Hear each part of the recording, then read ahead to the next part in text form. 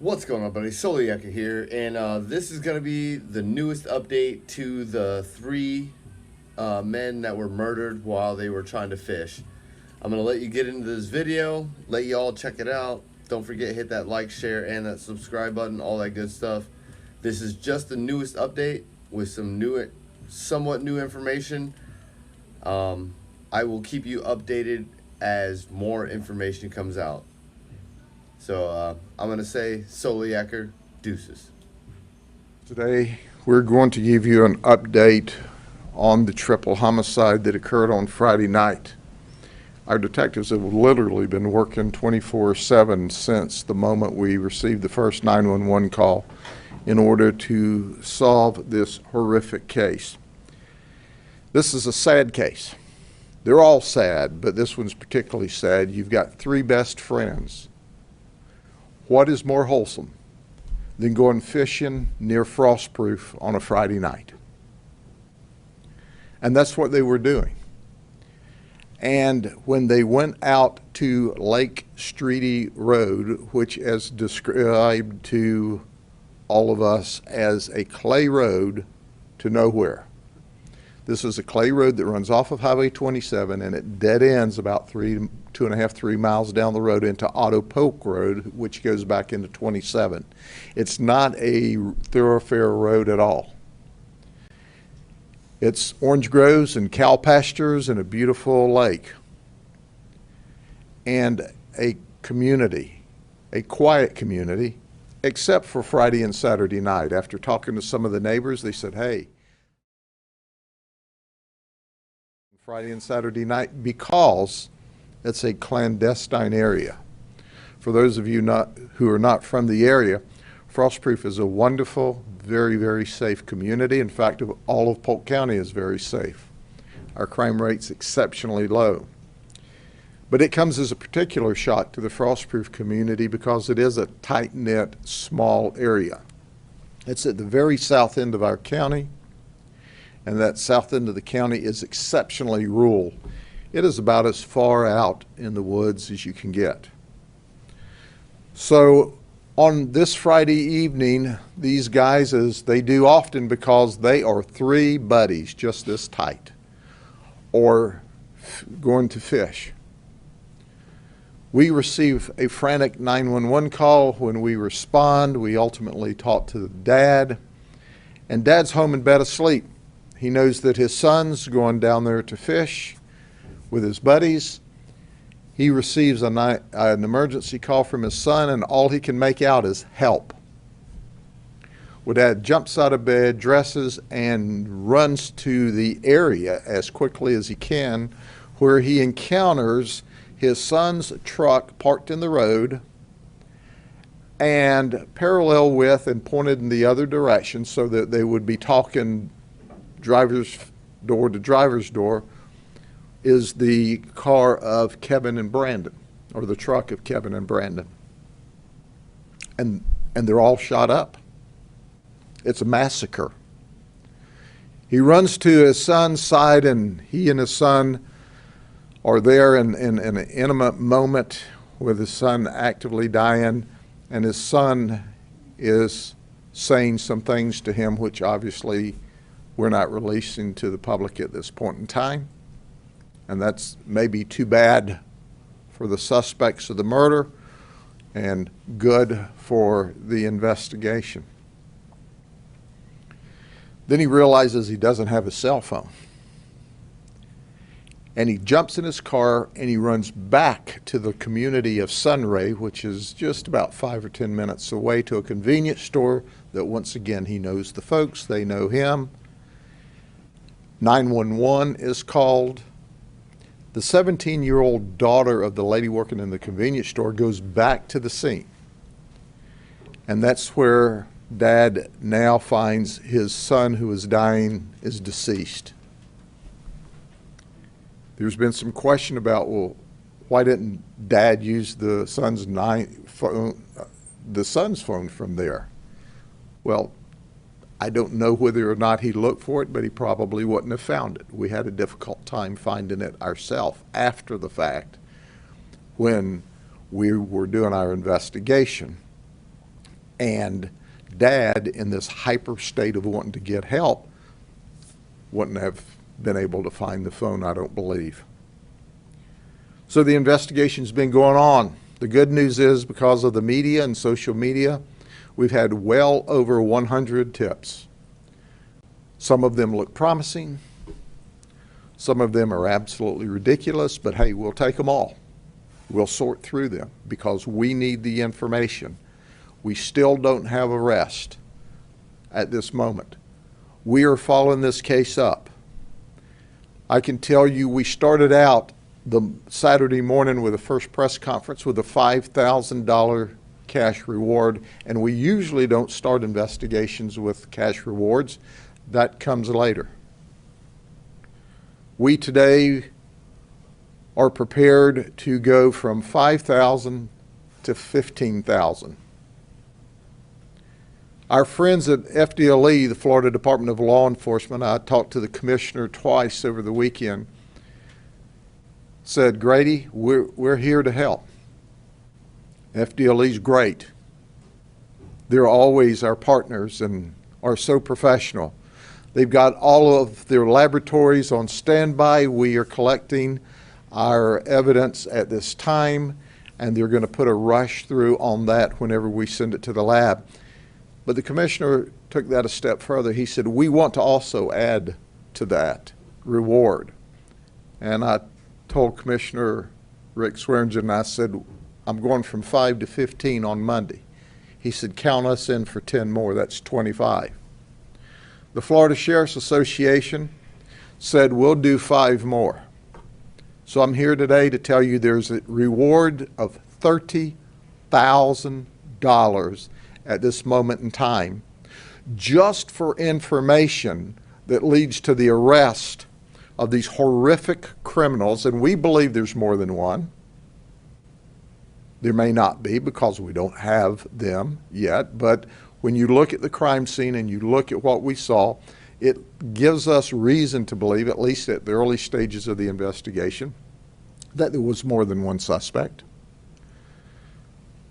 But just for information leading to an arrest, you can make $30,000 and stay totally anonymous.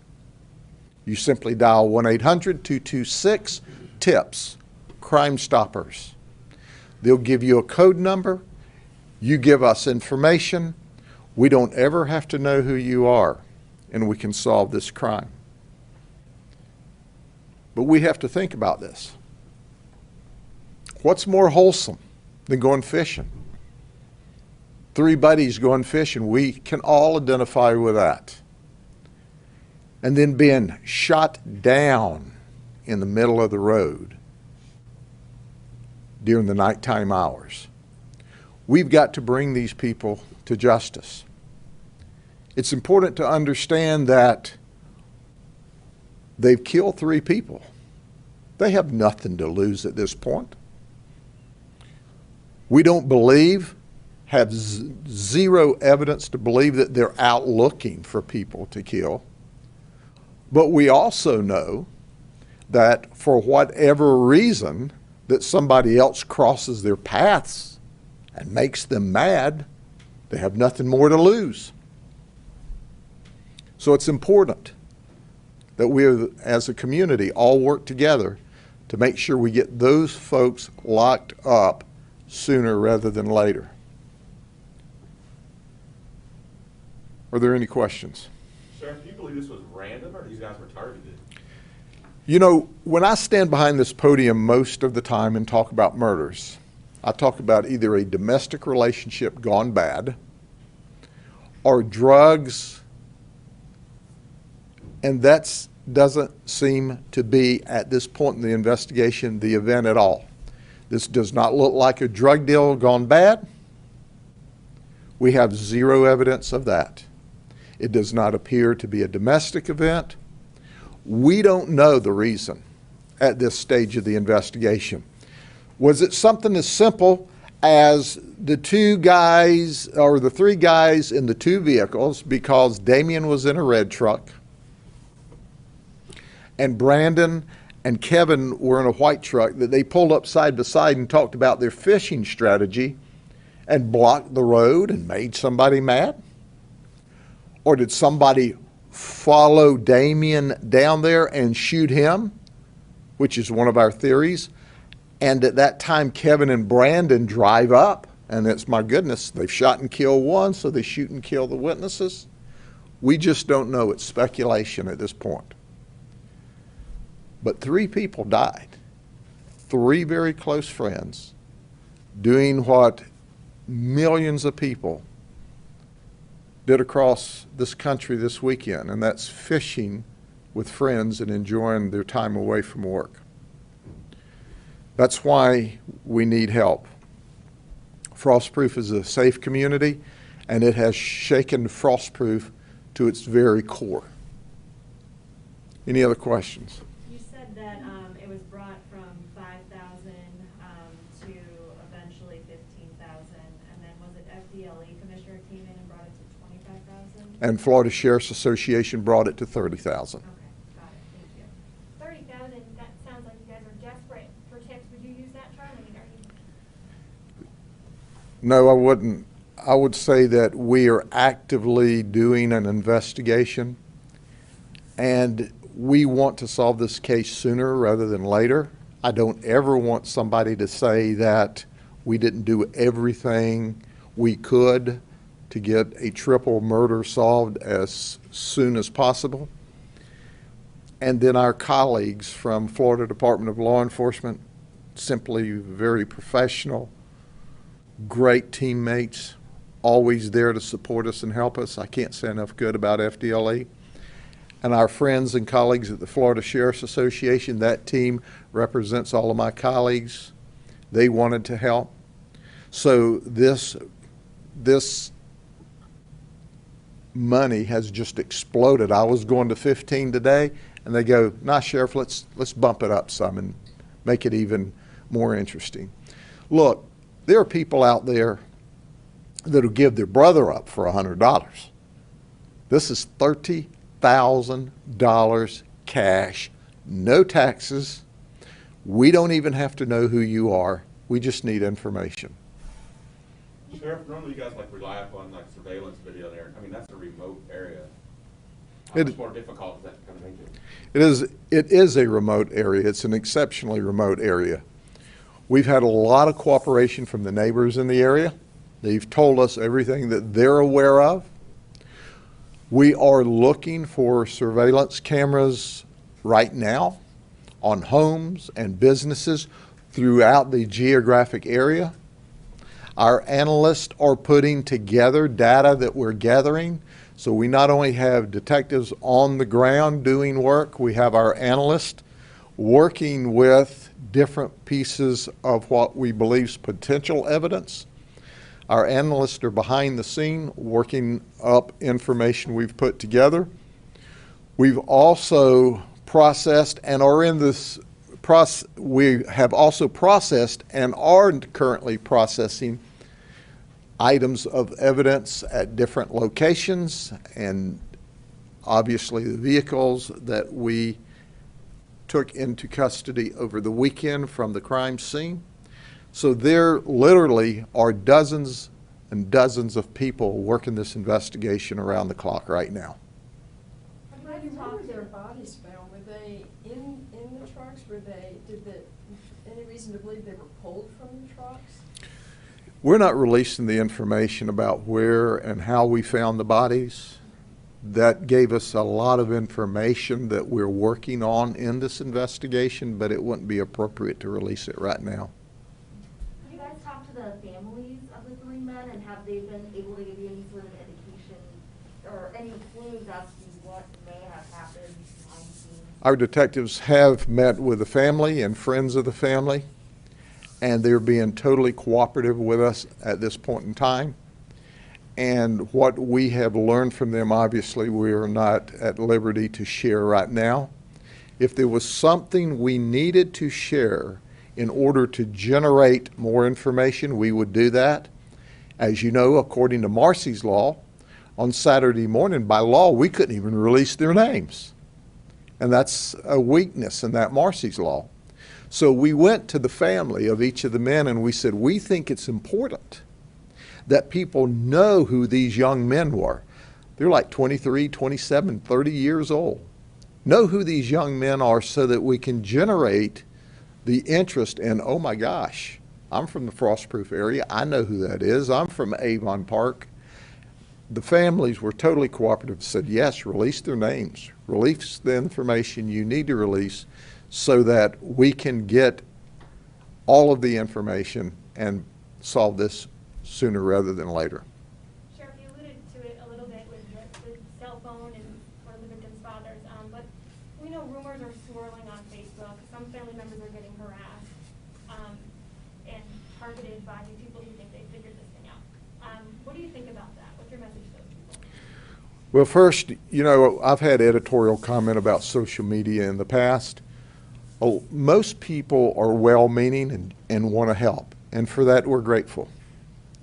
There's a handful of nuts, and you need to shut up and get off of Facebook and leave the families alone. For those that are well-meaning and trying to help, thank you from the bottom of my heart. There are evil, mean, sinister people out here that are in fact upsetting the family. And the families took that risk by identifying their children, but to them it was worth the risk so that we could get the information out so that potentially we can solve the crime sooner rather than later. And that's what we're after. We're going to work nonstop until there's absolutely nothing left to do. And my bet, because our homicide detectives are simply the very best, we've only had like 2 unsolved homicides in the last 11 years. My best guess is we solve it. I believe it. But solving it later is not acceptable. We need to solve it now.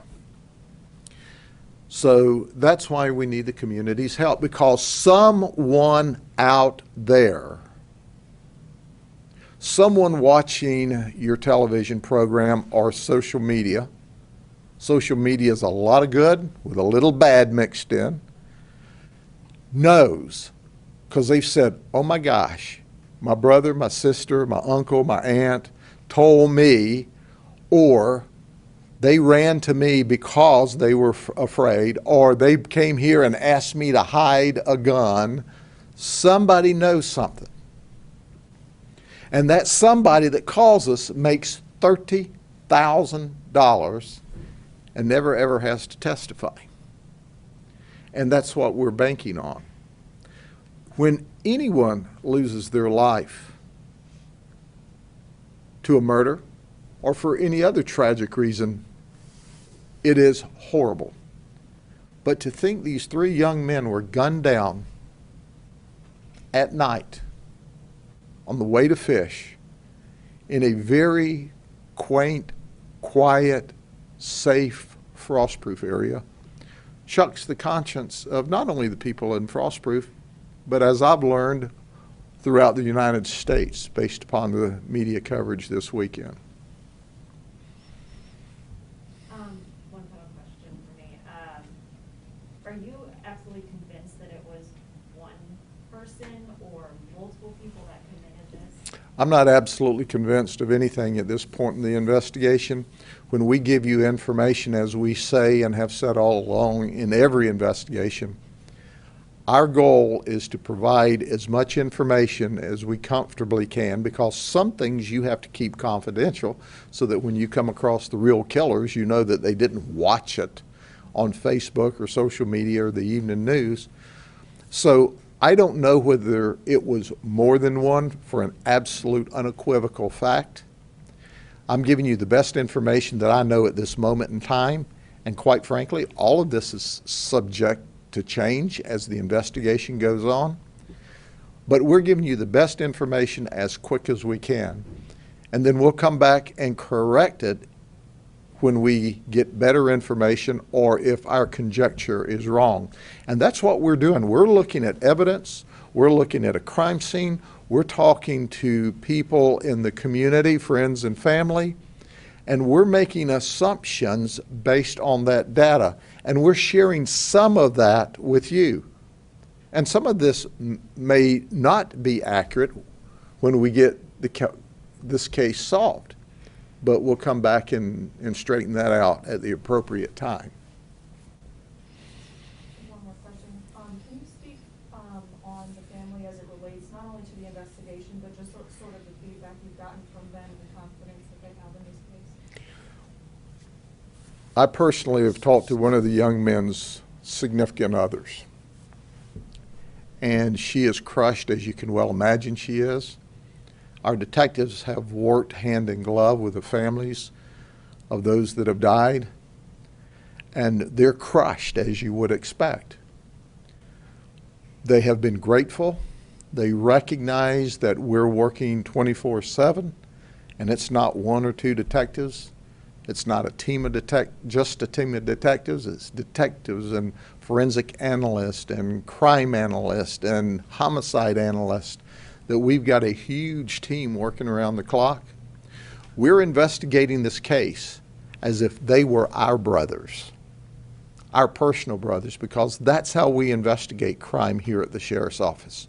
So we're going at this with all the energy as if it were our personal brothers, because you know what? It is somebody's brother. And we care about that. And we want to solve it. We want to be the voice for those young men who lost their voice on Friday night when their life was snuffed out by some nasty, evil person or persons. And that's what they are. They're nasty, evil, ugly, mean, murdering people. And I would use other adjectives, but you'd bleep it out when it went on the evening news or social media. I'm angry with whoever would do this to these folks. Do you consider this person or persons a serious threat to the public? Do you know, any time that you have a murderer that's not locked up, they can be a threat. But let me underscore, there is no evidence or information at this point in the investigation that there are people out here on a murdering spree. None. For whatever reason, and we don't know, you had 3 buddies and you had some murderers that crossed at this point in time. But do I think there's a murdering spree out here? No, we don't see that. If I thought it, if we believed it, if there were evidence to that, we would certainly tell you, because we would want everyone to be on their highest guard. But I do tell you this, any person or person that's killed 3 people, if you cross them,